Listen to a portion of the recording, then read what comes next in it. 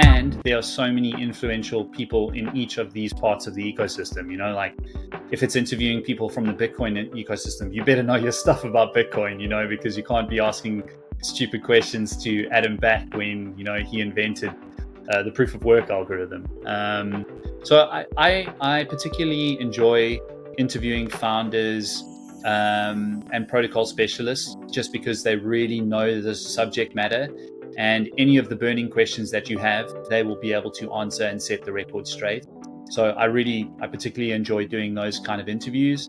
I think for the most part, like, I worked on radio for a long time, so I like to have conversations with people, and it's my forte is, you know, interviews. So for the most part, I like doing that. But I also just have a curious mind. If there's things that are happening in the industry that you know, leave a lot of questions unanswered, you want to be covering them. You know, like the whole FTX saga. I wish I was in the United States so I could have gone to the, you know, the court case, and actually picked up the phone and spoken to a lot of people. You know, I live in Europe. I was living in South Africa at the time. It's very difficult to do your job when you're actually not there. Also from that standpoint, being on the ground, going to conferences and getting a chance to speak to people is also just hugely valuable. And once you meet people in person as a journalist, it opens that door. You know, you get their contact details. I always try to build a good relationship with people. I'm not a gotcha journalist, you know.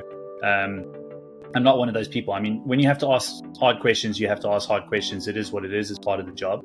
But for the most part, yeah, if I can get out and cover interesting stories and speak to the people that know the story or were behind the story, that's the stuff that I like to do.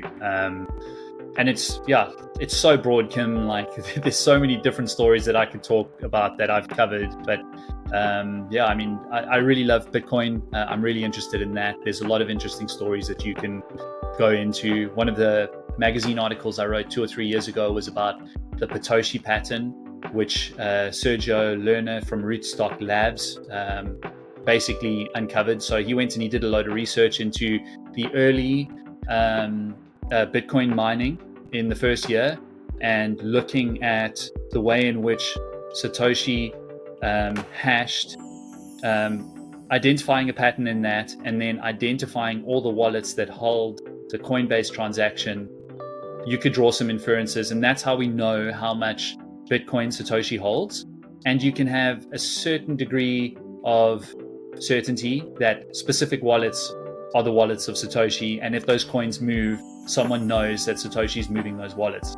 So I spoke to Sergio like 3 or 4 years ago over email, and Bitcoin Amsterdam this year was the first time I finally met him in person, and that for me was really great because I loved his work.